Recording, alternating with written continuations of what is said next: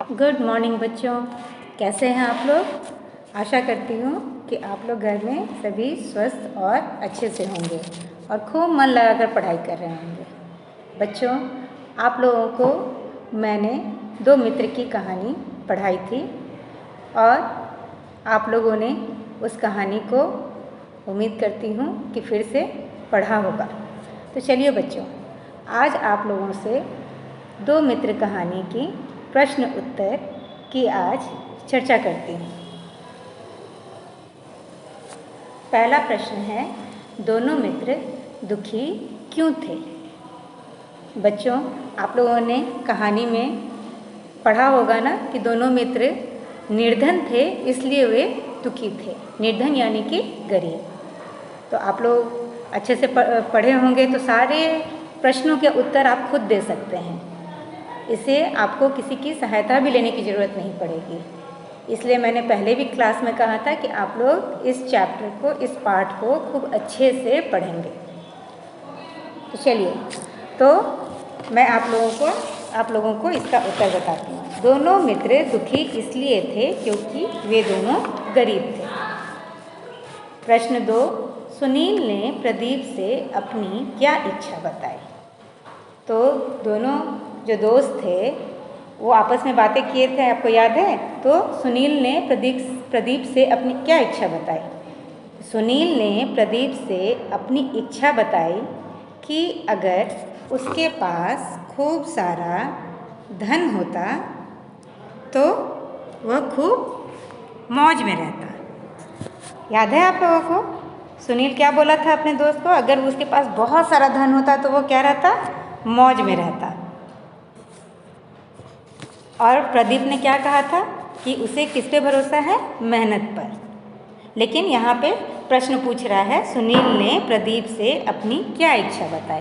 तो इसका उत्तर हम लिखेंगे, सुनील ने प्रदीप से अपनी इच्छा बताई कि अगर उसके पास खूब सारा धन होता तो वह मौज में रहता। तो हम लोगों ने यहाँ प्रश्न 1 पे चर्चा कर ली, प्रश्न 2 पे चर्चा कर ली। अब आते हैं प्रश्न 3। कुएं से जल लेकर लौटते हुए सुनील के साथ क्या घटना घटी। जब सुनील कुएं से जल लेकर लौट रहा था तो उसके साथ क्या घटना घटी। इसका उत्तर हम लिखेंगे, कुएं से जल लेकर लौटते हुए सुनील के साथ यह घटना घटी कि उसका पैर जमीन में धंस गया और वहाँ खुदाई करने पर उसे सोने की मोहरों से भरा एक घड़ा मिला। सोने की मोहरों से भरा एक घड़ा मिला। तो प्रश्न 3 का उत्तर आप ऐसे लिखेंगे। चलिए प्रश्न 4, धन पाकर सुनील में क्या क्या बदलाव आया और उसने अपना क्या खो दिया। तो धन पाकर सुनील में क्या क्या बदलाव आया था और उसने अपना क्या खो दिया। उसे क्या मिला था, उसे भाग्य से धन मिला था। और जब उसे धन मिला तो उसमें क्या बदलाव आया था, उसने क्या किया था, मेहनत करना छोड़ दिया था। उसने मेहनत ही नहीं किया क्योंकि उसे किस्मत से धन मिला था और उसने उस धन के महत्व को नहीं समझा और उसने उसे पूरा खर्च कर दिया था। तो धन पाकर सुनील में क्या क्या बदलाव आया और उसने अपना क्या खो दिया, इसका उत्तर हम लिखेंगे, धन पाकर सुनील में यह बदलाव आया कि वह आलसी हो गया, मेहनत करना छोड़ दिया। मेहनत न करने के कारण उसने अपना सारा धन खो दिया। तो हम ये प्रश्न 4 का उत्तर ऐसे लिखेंगे। ठीक है बच्चों। अब आते हैं 5वें प्रश्न पे। इस कहानी से हमें क्या सीख मिलती है। इस कहानी से हमें क्या सीख मिलती है। इस कहानी से हमें यह सीख मिलती है कि हमें आलसी नहीं, मेहनती बनना चाहिए। क्यों? क्योंकि मेहनत करने पे जो हमें फल मिलता है उस फल का वह फल बहुत ही मीठा होता है और उस मेहनत से हम आगे भी बढ़ते हैं। ठीक है बच्चों। तो चलिए अब आगे बढ़ते हैं हम लोग नंबर 2 पे। ठीक शब्द चुनकर रिक्त स्थानों की पूर्ति कीजिए। मैंने यहाँ पर रिक्त स्थानों को भर दिया है और आप लोग भी अपनी किताब में इसे भरेंगे। नंबर 1 है मेहनत का रिक्त स्थान में मैंने भर दिया, फल मनुष्य को अवश्य मिलता है। नंबर 2 सुनील को गड्ढे में सोने की मोहरों से भरा हुआ एक घड़ा दिखाई दिया। प्रदीप ने मेहनत करके अपने खेतों को बढ़ा लिया। नंबर 4 है सुनील धन पाकर आलसी हो गया, धीरे धीरे उसने सारा धन गंवा दिया। तो बच्चों ये हो गया आपका फल हो गया नंबर 1, सोने हो गया नंबर 2, मेहनत नंबर 3, नंबर 4 आलसी और नंबर 5 धन। तो आप लोग इसे अपनी किताब में भर लेंगे। चलिए अब हम आगे बढ़ते हैं। नंबर 3 किसने कहा और किससे कहा। इसमें आपको बताना है किसने किससे कहा। कितना अच्छा हो कि मेरे पास खूब सारा धन हो जाए और मैं मौज में रहूं। इसमें प्रश्न बोल रहा है ये किसने कहा था, सुनील ने प्रदीप से। नंबर 2 मैं तो मेहनत पर भरोसा करता हूँ। ये किसने कहा था, प्रदीप ने सुनील से। यहाँ आप ध्यान देंगे, यहाँ पर है नंबर 1 में सुनील ने प्रदीप से, नंबर 2 में है प्रदीप ने सुनील से। यहाँ अंतर इसलिए क्योंकि दोनों के वाक्यों में जो आपस में बात कर रहे थे, तो आपको याद रखना होगा किसने किससे कहा। आप अगर अच्छे से पढ़ लेंगे इस कहानी को तो आप आराम से इस प्रश्न का उत्तर दे सकते हैं। ठीक है बच्चों, तो चलिए अब हम आगे बढ़ते हैं। उदाहरण के अनुसार रूप बदलिए। यहाँ पर एक रूप बदला हुआ दिखाया गया है, सरल का सरलता। ये जो रूप बदलने को बोल रहा है यह एक सरल, ये संज्ञा को यहाँ पे भाववाचक संज्ञा में इसे बदला गया है। जैसे दयालु दयालुता, सुंदर सुंदरता, मधुर मधुरता, मनुष्य मनुष्यता, मित्र मित्रता। ये आप भी इसे अपने किताब में लिखेंगे। चलिए अब आगे पढ़ते हैं। ये जितने भी रंगीन गीता पढ़ रही है, राम खेल रहा है, दिल्ली बड़ा शहर है, घोड़ा दौड़ रहा है, सब पर दया करो, किसी की बुराई मत करो। ये सब बच्चों, ये सब भाववाचक संज्ञा है।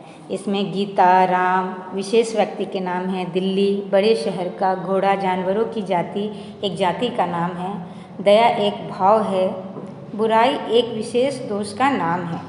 ये जितने भी रंगीन जो आपके ये शब्द हैं, गीता, राम, दिल्ली, घोड़ा, बुराई, ये सब संज्ञा हैं और संज्ञा के अलग अलग रूप हैं। सो आपको यहाँ पे बताया गया है। आप इसे जब संज्ञा में पढ़ाऊँगी तब आप जानेंगे।